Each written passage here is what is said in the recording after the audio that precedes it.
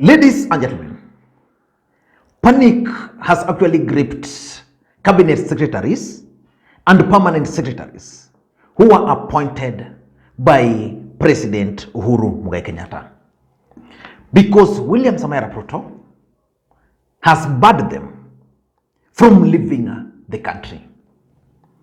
I want us to look at the possible reasons why they've been barred from leaving the country. Because there is a memo, a confidential memo, which was signed by Joseph Kinyua, who is the head of the public service. Let me just go through that memo. That memo is addressed to the Attorney General. It's addressed to all cabinet secretaries and all permanent secretaries. The memo is headlined Transition from the 4th Administration to the 5th Administration. And I don't want to go through the entire memo, but this paragraph, which is significant for this particular analysis. It says, in the intervening period and infidelity with our growing constitutional traditions attendant to a transition from one administration to the other, we wish to underscore that ministerial actions during the transition are limited to general administration and stewardship over the ministerial portfolio. So basically it means all powers of the cabinet are no longer there. And it continues, as set out in our earlier circulars, it is reinstated that during the transition period, note this, number one, cabinet secretaries shall not cause any appointment of members of board management of state corporations or state agencies. You know, the cabinet normally have that leeway of making appointments. Just before William Ruto was declared the president-elect, President Uhuru Kenyatta actually went ahead and made almost 200 appointments to board members, board chairmanship. And I think that issue was raised by UDA. And it says, number two, cabinet secretaries as authorized officers shall not cause and or effect any ministerial deployment or any appointment in any rank within ministries and state departments. So if there's someone they wanted to promote, they wanted to move from this department to that, they cannot do that, which I think is just in order. And they're saying ministries, state departments and state agencies, MDS, shall not issue any new policy pronouncement unless sanctioned by His Excellency, the President. So basically, it means Uhuru Kenyatta, it means William Ruto would not wish to allow them to issue new directives for now. And number four, it says, ministries, state departments and state agencies shall not effect payments exceeding 50 million without prior approval of and verification by the National Treasury. So basically, payments of tenders exceeding 50 million cannot be effected. So it means if there was a road somewhere which was under constructions, those payments cannot be made until a new cabinet is put in place.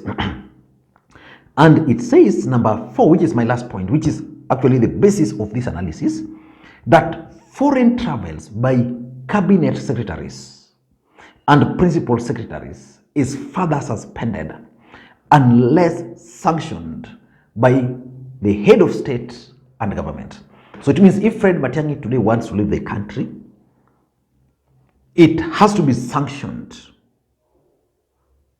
by William Samoei Arap Ruto, who is now the president of the Republic of Kenya. I read that and I was like, hey, how things change. Because just the other day, Fred Matiang'i blocked William Ruto from leaving the country. So I want us to look at why the president is barring cabinet secretaries and permanent secretaries from leaving the country. Before we do that, in case you're watching this channel for the first time, please take a second or two, click that subscribe button so that next time we produce a video like this, YouTube will automatically notify you. And to the subscribers, I want to continue thanking you guys for your continued support, because without that support, this channel cannot be where it is now. Let us get back to the main issue. And by the way, I'm going to do a critical analysis of William Ruto's trip to the United States of America, what he has achieved and what he has failed to achieve, and maybe with a bit of emphasis on his speech, whether that speech would influence the way or the direction this country is going to move to. Now, let us now get to our main topic of today. Why do you think William Ruto's government has decided that no cabinet secretary, no permanent secretary will be allowed to leave the country? Why? In my view, the first reason why this is happening is that William Ruto wants to punish people like Fred Matiang'i, because these are the people who really frustrated him. And you know, in this country, there are people who are not going to know peace unless they'll make peace with William Ruto. Fred Matiang'i, the Inspector General of Police, the ICT Cabinet Secretary, Joe Musheru, Karanja Kibichu, and several others. So Ruto is simply telling them that you will not be allowed to leave the country. You will leave at my pleasure. So it will mean that once a new cabinet is formed, because William Ruto is planning to form his new cabinet anytime soon, if those appointments are made, then these guys will no longer be cabinet secretaries. But will those restrictions be released? I don't think so. I don't think so. So basically, William Ruto is using these to punish them, just to intimidate, so that they can feel what he used to feel before. So that's number one. Number two, I also tend to think that William Ruto is well aware that some of the cabinet secretaries who really frustrated him, some of the permanent secretaries who really frustrated him, are looking for jobs outside the country. And they might leave anytime soon. It is claimed that Fred Matiang'i has already secured a job with the UN. Yeah? And because he has secured a job with the UN, he can leave anytime. So Ruto is telling him that's what is going to happen. There's also some claims that someone like Karanja Kibichu has already received offers from universities to go and teach outside the country. William Ruto is not allowing them to do that because they really frustrated him. So for me, I think strategically, as much as it's a policy issue, William Ruto is trying to lock or to block these guys from the opportunities which they are already getting or which already they have. Otherwise, I don't see why he would stop some of these guys.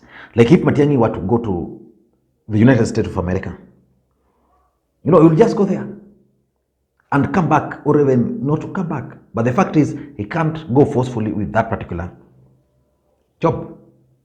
So for me, I tend to think that's the first thing. Number three, I think what the DP is also trying to do is also trying to manage any strategy which these guys might decide to employ towards the tail end of their stay in office, especially in regards to transfer of money.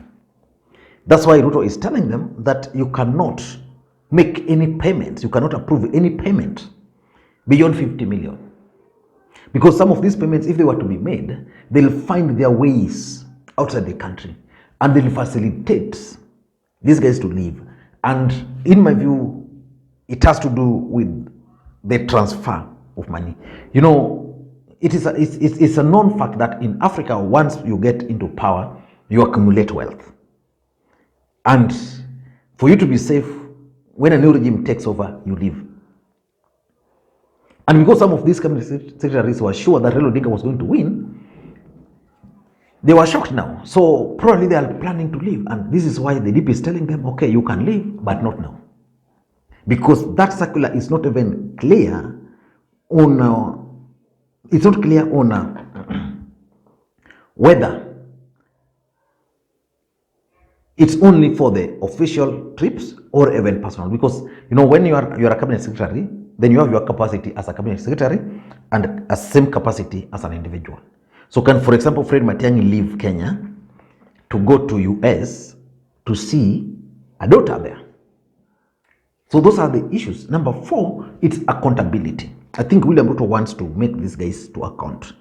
Just the other day, we were told how 4 million was being used every single day to fund campaigns. Yeah, so Ruto is telling them, don't go, stay. Meanwhile, I'm sure some investigations are already ongoing. He just wants to make sure that these guys are accountable. And lastly, it could also just be William Ruto's strategy to oversee smooth transition from the current administration. Because if, for example, you are just to leave them like that, some of them will just go, even without handing over. Some of them will feel, okay, that's what you want to frustrate us.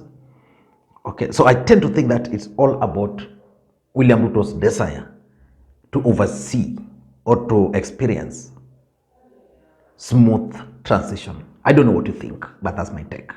Thank you guys, and please, may you have a good day. Bye-bye.